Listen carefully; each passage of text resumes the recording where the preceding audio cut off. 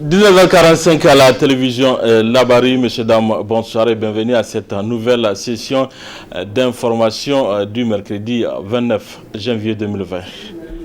Décédé hier, le secrétaire général du syndicat autonome du personnel des enseignants du secondaire Haruna Soumana Mega a été enterré cet après-midi au cimetière musulman de Yantala. Ils étaient nombreux parents, amis et connaissances du défunt à l'accompagner à sa dernière demeure, Ismaël Moumouni. Inna lillahi wa inna ilayhi raji'un. Ainsi va la vie, toute âme goûtera à la mort.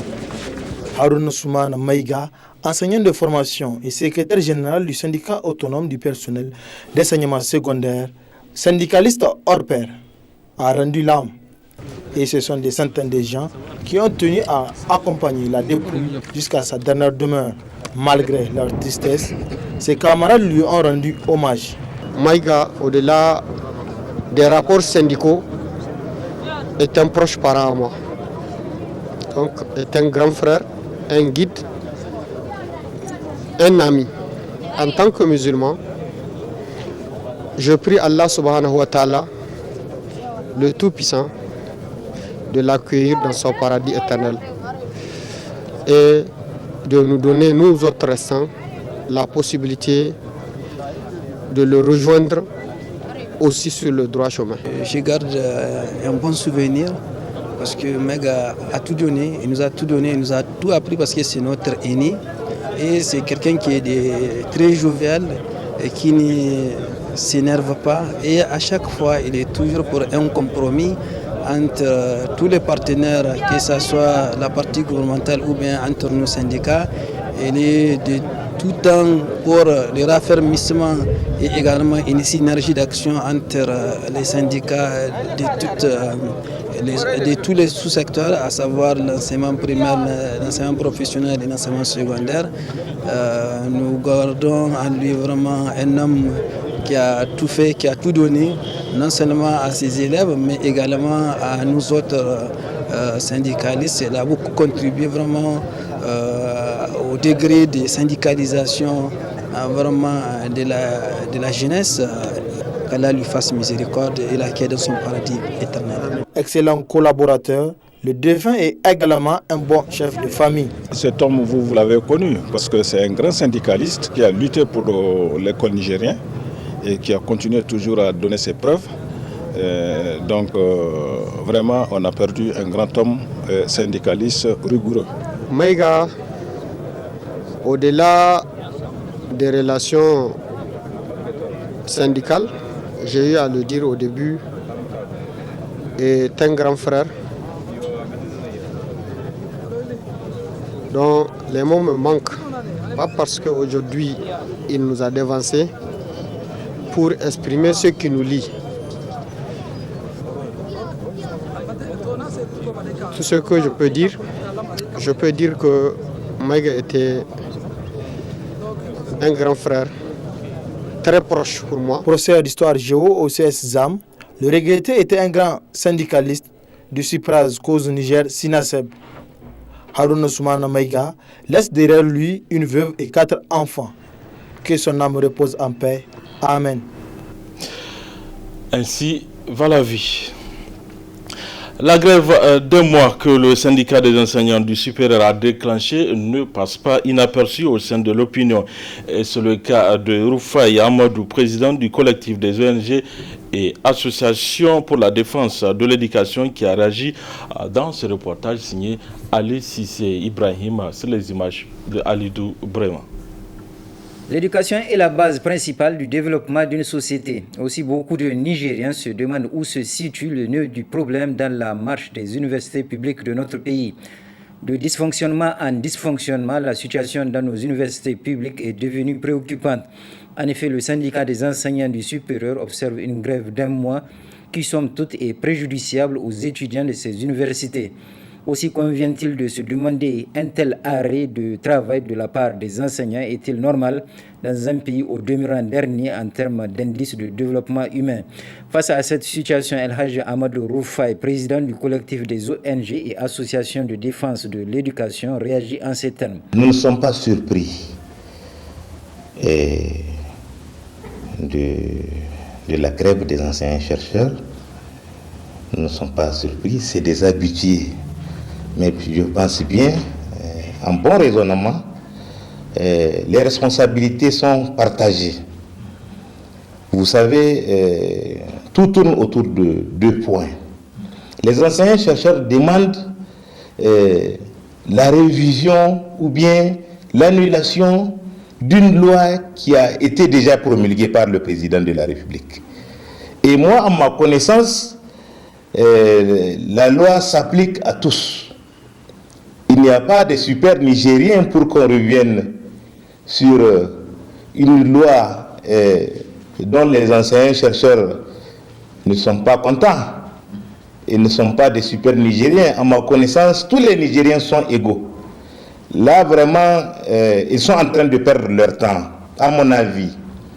Mais s'agissant des revendications, leurs indemnités, ça, je pense que c'est tout à fait légitime de revendiquer, vraiment, s'il y a des arriérés. Les enseignants, chercheurs du Niger sont gâtés. Ils sont mieux payés que quiconque dans ce pays. Figurez-vous, un enseignant-chercheur qui a 1 500 000 francs de salaire, hein? Avec 1 500 000 francs, mais tu peux faire 6 mois, 7 mois de vie. L'État ne peut plus prendre en charge les salaires des enseignants-chercheurs. Faites une grève d'avertissement de 72 heures, c'est compréhensible. Vraiment, moi, le seul conseil que je peux faire, c'est de dire aux enseignants-chercheurs de revenir à la raison. La loi s'applique à tous. Ça, c'est dépassé. Personne ne peut revenir sur ça. 1 mois de grève, et ils peuvent lancer 3 mois de grève encore. Ça ne leur dit rien. C'est des gens, excusez-moi, moi j'ai l'impression qu'il y a des gens même qui ne réfléchissent pas. Vraiment, j'ai l'impression que, ça me donne en tout cas, l'impression qu'il y a des gens qui ne réfléchissent pas du tout. 1 mois, c'est trop. Nous sommes tous des Nigériens. C'est trop. Tout problème a certainement une solution. Selon Amadou Roufaï, les enseignants du supérieur et le gouvernement ont le devoir de se retrouver autour d'une table de négociation afin de trouver une issue favorable à la continuité des activités au sein des universités publiques. Le ministre des Enseignements supérieurs a convoqué une réunion. Je ne sais pas s'ils ont répondu. S'ils n'ont pas répondu, j'invite encore le gouvernement à reconvoquer un autre appel. Parce que vous n'êtes pas sans savoir que le gouvernement, c'est le père de tous. Il n'y a pas de tiraillement. Quel tiraillement? Ils vont devoir tirailler entre qui? Entre Nigériens, on ne se tiraille pas. C'est des petites incompréhensions qu'on peut régler à la minute. Enfin, c'est indéniable. La situation de l'éducation dans notre pays n'est pas reluisante. Dès lors, les enseignants du supérieur et le gouvernement ont chacun en ce qui les concerne l'impérieuse obligation de repenser leur vision de ce que doit être réellement l'enseignement au sein des universités publiques. De cette situation qui prévaut dans les universités publiques du Niger, dit à la grève d'1 mois lancée par le SNEX, le ministre de l'Enseignement supérieur a, dans un point de presse cet après-midi, réaffirmé l'engagement de son ministère à trouver une issue à cette situation. C'est dans ce résumé signé par Hamza Sakou. Il vous souviendra que le vendredi 24 janvier 2019, le gouvernement a tendu la main au syndicat national des enseignants, chercheurs et chercheurs du supérieur pour négocier autour des 2 questions qui font l'objet de la grève d'1 mois dans les universités publiques du Niger. Les 2 parties se sont séparées à queue de poisson. C'est pourquoi le ministère de l'Enseignement supérieur, de la Recherche et de l'Innovation a tenu à faire le point sur amendement de la loi 2019-05 du 6 mai 2019 en vue de la restauration des acquis démocratiques conformément à la Constitution et aux traditions universitaires consacrant l'autonomie et les libertés académiques. Le deuxième point, le règlement de tous les arriérés des droits statutaires en souffrance depuis 2016. S'agissant du premier point, j'ai effectivement réitéré la position du gouvernement par rapport à cette loi qui a été adoptée par le gouvernement, votée par l'Assemblée nationale, promulguée par le président de la République. Elle devient par conséquent loi de la République et s'impose à tous. Jusqu'au jour où le gouvernement ou l'Assemblée nationale, qui ont concurremment l'initiative de loi, jusqu'au jour où ces deux institutions jugent de la nécessité de la modifier. Par rapport au deuxième point, le règlement de tous les arriérés des droits statutaires en souffrance depuis 2016. Je voudrais à ce niveau m'en féliciter, souligner et m'en féliciter du fait que le SNEX ne réclame pas des arriérés de salaire. Parce que malgré tout, nous n'avons aucun arriéré de salaire dans aucune université. Toutes les revendications tournent autour des arriérés des droits statutaires. Et même là, je voudrais lever une équivoque. Nous n'avons aucun arriéré de 2016, même pas de 2017 ou de 2018. Nous n'en avons pas. Mais nous avons par contre des arriérés de 2019. Le ministre n'a pas surtout manqué de réaffirmer leur disponibilité à poursuivre le dialogue et lancer un appel au syndicat national des enseignants-chercheurs et chercheurs du supérieur. J'appelle encore une fois à tous les acteurs, notamment le SNEX, à revoir sa copie pour lever ce moteur de grève, parce que des deux points inscrits dans leur plateforme revendicative, nous avons satisfait un. Je pense que c'est déjà un pas.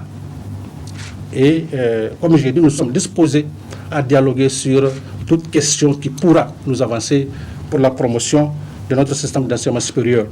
Toutes les parties en charge de l'enseignement supérieur doivent se réunir autour d'une table afin de permettre aux étudiants de retourner dans les amphithéâtres.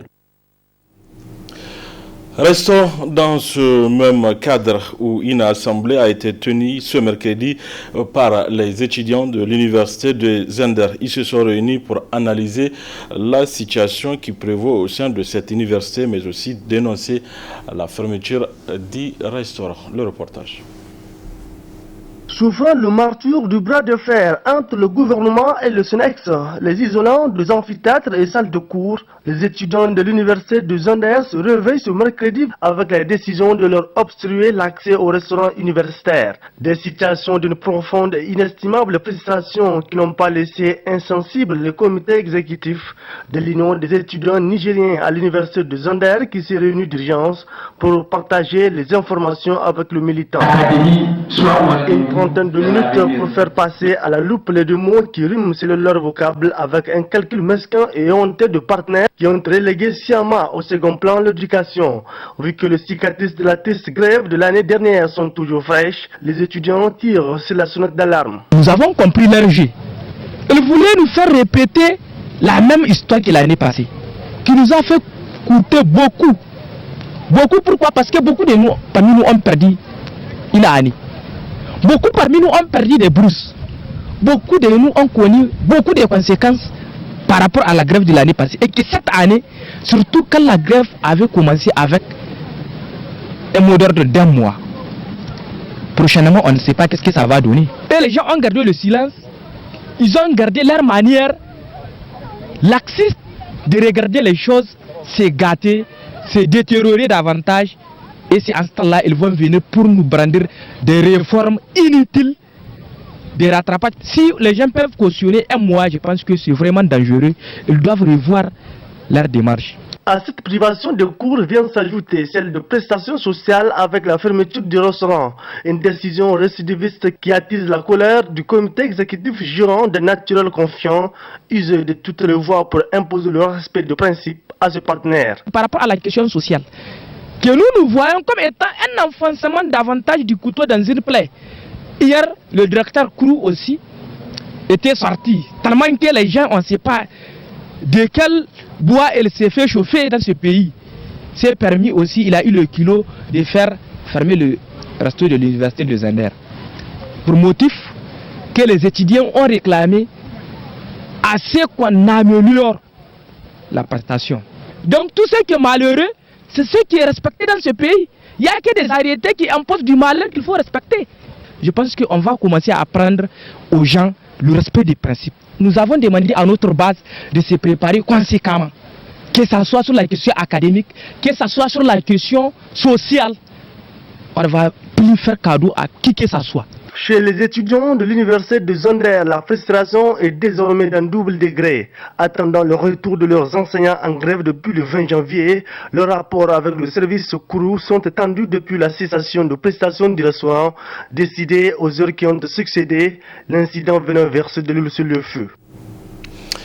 La salle de réunion de la maison de la presse a servi de cadre ce matin pour la cérémonie d'ouverture de la télé de formation des acteurs locaux des 8 régions du Niger ainsi que les hommes de médias. Asma Oussedou, Aboubakar Souley.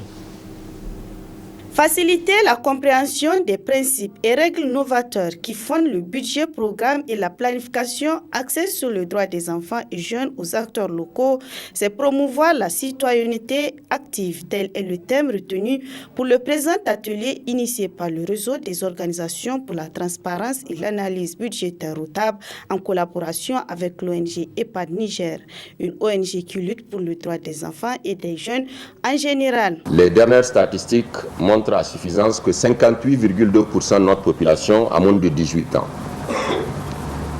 Près de 115% sont composés de jeunes et plus de 51% des femmes. Alors quand on parle de démocratie, je disais tantôt que c'est la loi de la majorité. Malheureusement, en termes d'allocation budgétaire, ce sont les parents pauvres en termes d'affectation.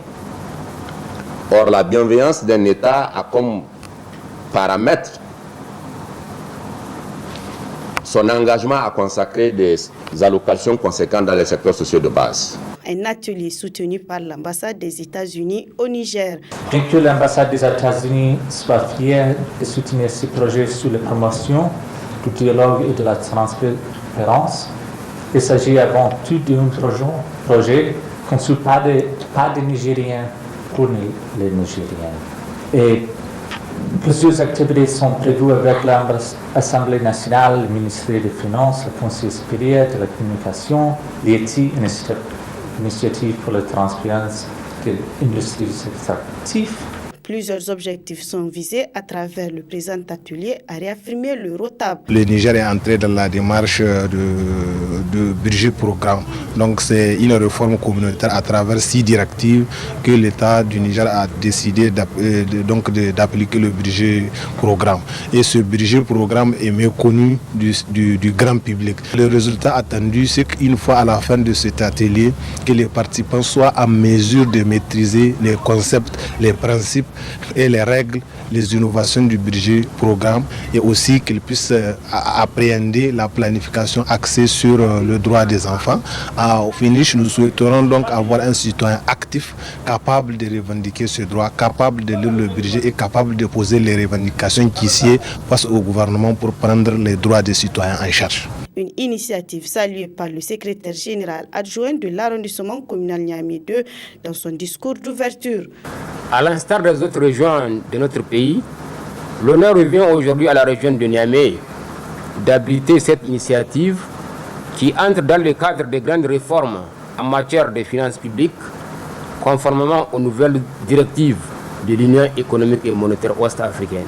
2 jours durant, vous serez suffisamment outillés sur les grands principes, les règles du budget programme et le compte unique du Trésor, mais également sur la promotion de la bonne gouvernance, très chère aux autorités de la 7e République, au premier rang desquels le président de la République, chef de l'État, son Excellence El Hadji Issoufou Mamadou.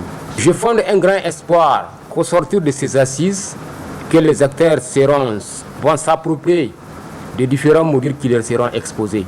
Ainsi, le PCA du ROTAP a exhorté les participants à suivre avec intérêt le dit atelier qui durera 2 jours.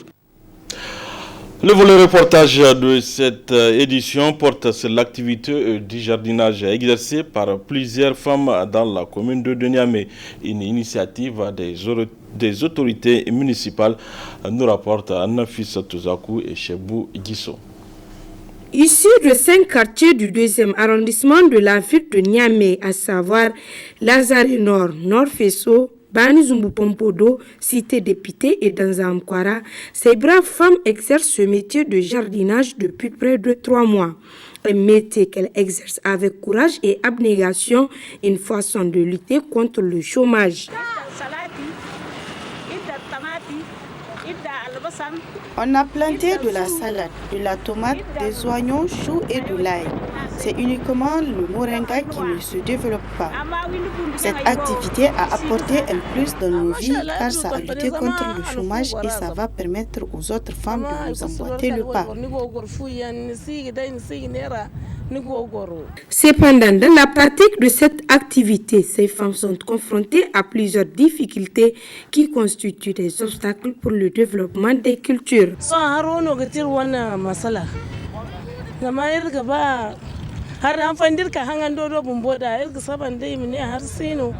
un sérieux problème d'eau. Des fois, on passe toute une journée sans eau. On est aussi confronté à un problème d'insécurité car un seul gardien ne peut s'occuper de tout ce jardin. Nous demandons à la mairie de nous clôturer ce lieu pour ne plus faire de dégâts.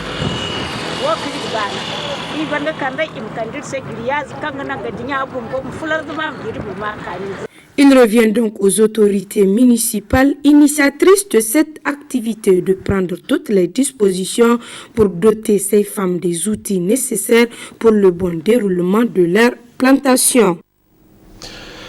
L'église Assemblée de Dieu de Yantala abrite du 28 au 30 janvier 2020 le 5e conseil général de cette communauté chrétienne du Niger. Après l'ouverture des travaux de ce conseil intervenu hier, les participants se pencheront sur le thème objet de cette rencontre, à savoir la victoire dans l'unité, avant de procéder à la mise en place du nouveau bureau exécutif des églises Assemblées de Dieu du Niger. Le résumé avec Adam Soumana et Chebou Gisso. 3 ans après Douchi, les fidèles membres des églises Assemblées de Dieu venant de différentes contrées du pays se retrouvent par la présente rencontre qui se veut celle du 5e conseil général de cette importante communauté chrétienne. Un conseil qui se tient autour de la victoire dans l'unité, un thème dont le choix n'est pas fortuit. Nous sommes conscients que seul on ne peut jamais vaincre, seul on ne peut jamais aller de l'avant. On a tous besoin les uns des autres. Et nous voulons donc encourager tous les membres de nos églises, tous nos pasteurs, à travailler ensemble la main dans la main. C'est comme ça que nous pouvons atteindre. L'unité tombe aussi à renommée pour la vie de notre pays. Car notre pays aussi a besoin de l'unité, c'est-à-dire de la collaboration de toutes ses filles et de tous ses fils pour pouvoir aller de l'avant. Donc notre sentiment, c'est un sentiment de joie parce que tous les pasteurs sont là au rendez-vous avec tous les missionnaires. Les membres de cette communauté étaient massivement présents à ces assises pour suivre dans la joie et la communion des cœurs l'invité de marque de ce rendez-vous de Niamey que le révérend Paulo Locatelli des Assemblées de Dieu du Brésil. Au centre de ces conclaves se trouve également le bilan enregistré par le bureau sortant. Le bilan est globalement satisfaisant et positif.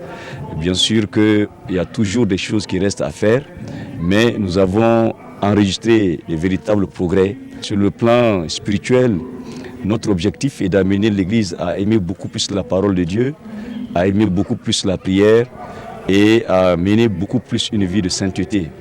Et cela a été une réalité par les multiples séminaires, les multiples réunions de prière et d'édification, même des camps de prière ont été faits pendant ces 3 années. Et il y a eu également ce que nous appelons à notre sein le renouvellement spirituel dans le baptême dans le Saint-Esprit. Et nous avons enregistré beaucoup de gens qui se sont donnés pour servir Dieu. Alors cela est vraiment une preuve qu'il y a eu quelque chose sur le plan spirituel. Sur le plan numérique, oui, j'ai évité donc les chiffres, mais il y a eu concrètement des avancées. Il y a eu beaucoup de nouvelles églises, des assemblées de Dieu qui ont été implantées sur tout le pays. Il y a eu beaucoup de nouveaux membres que nous avons enregistrés dans chaque église locale. Il y a eu aussi beaucoup de nouveaux pasteurs que nous avons eu également à avoir dans notre corps pastoral. Comme aussi sur le plan financier, c'est la même réalité. Au niveau des églises locales, au niveau des régions et au niveau national, nous avons eu une hausse dans nos budgets. Donc cela a augmenté nos capacités financières et cela a permis des réalisations donc concrètes sur le terrain. À noter qu'à l'issue des 3 jours de travaux que durera ce conseil, un nouveau bureau exécutif des églises assemblées de Dieu du Niger verra le jour. Un bureau qui aura pour mission d'être le berger de cette communauté chrétienne sur le chemin du Seigneur, conformément à la prescription biblique pour un mandat de 3 ans. Place à présent à votre rubrique judiciaire. Elle traite aujourd'hui sur le thème le juge d'instruction et les délais d'instruction. Ça sera avec Ahmed Maman, avocat à la cour. Très bonne réception à vous.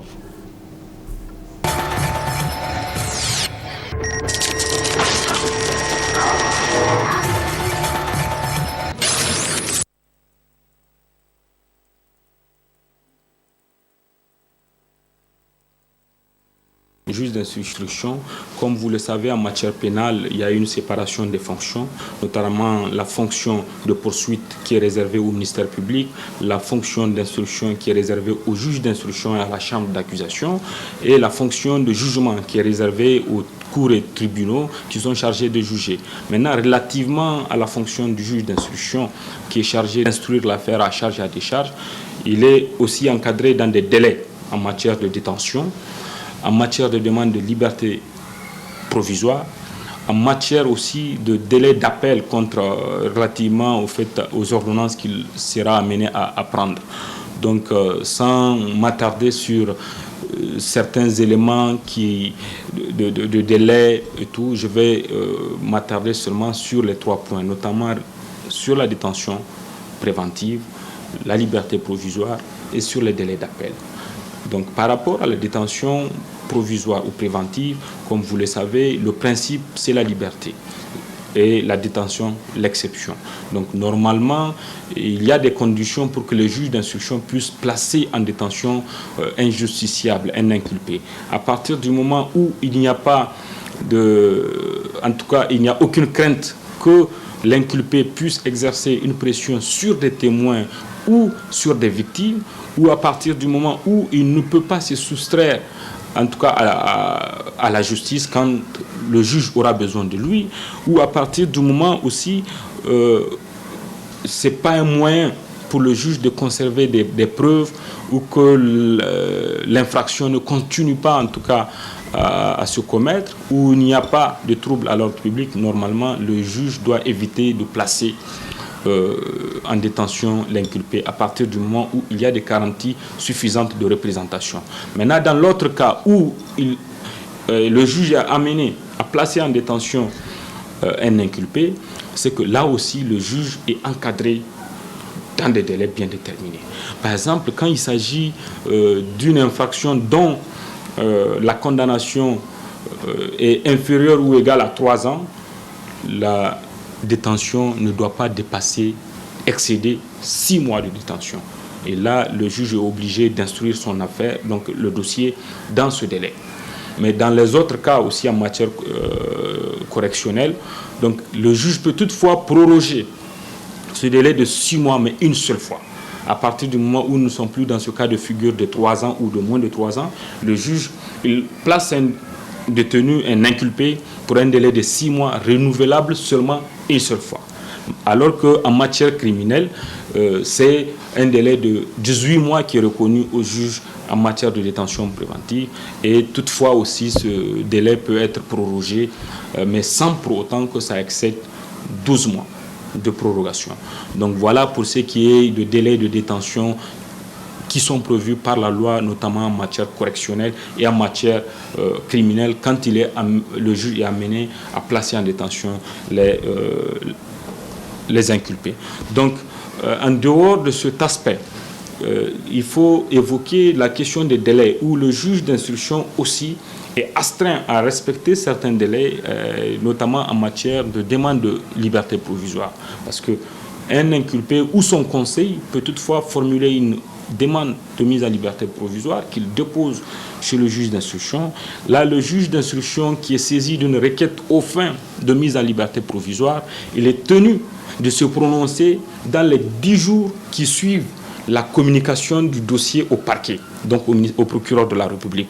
Et s'il y a une partie civile dans le dossier, il est aussi tenu de l'aviser. Mais là, il doit se prononcer après 5 jours qu'il ait avisé la partie civile. Donc, faute de quoi, si il ne se prononce pas, en tout cas dans ce délai, obligatoirement, la chambre d'accusation est saisie par l'inculpé ou son conseil, qui doit aussi se prononcer dans les 15 jours. Parce qu'il s'agit de questions de liberté, de questions de détention. Donc, la chambre d'accusation doit se prononcer dans les 15 jours. Et elle-même, si elle ne se prononce pas sur la question de liberté, dans les 15 jours, donc l'inculpé est mis d'office en liberté. Donc il acquiert sa liberté d'office, la liberté d'office. Donc voilà pour ce qui est des délais relativement aux demandes de liberté provisoire auxquelles les juges d'instruction doivent en tout cas respecter. Et en dehors de ces délais, je disais tantôt que j'allais évoquer aussi les délais d'appel. Parce que quand le juge prend ses ordonnances, que ce soit des ordonnances de renvoi, des ordonnances de non-lieu ou toute autre ordonnance pour laquelle, en tout cas, ou pour lesquelles le Code de procédure pénale a prévu des voies de recours, c'est que le procureur de la République peut interjeter appel dans les 3 jours. Le procureur général aussi peut interjeter appel contre l'ordonnance rendue par le juge d'instruction aussi dans 3 jours. Maintenant, pour ce qui est de la partie civile et l'inculpé, les deux ont 5 jours pour interjeter appel contre les ordonnances rendues par le juge d'instruction. Mais pour ce qui est de la partie civile, au fait qu'il peut interjeter appel contre les ordonnances ou l'ordonnance du juge d'instruction, c'est seulement quant à ses intérêts civils qu'elle peut interjeter appel. Elle ne peut pas interjeter appel relativement aux questions de détention et autres, mais c'est sur ses intérêts civils qu'elle peut interjeter appel contre les ordonnances du juge.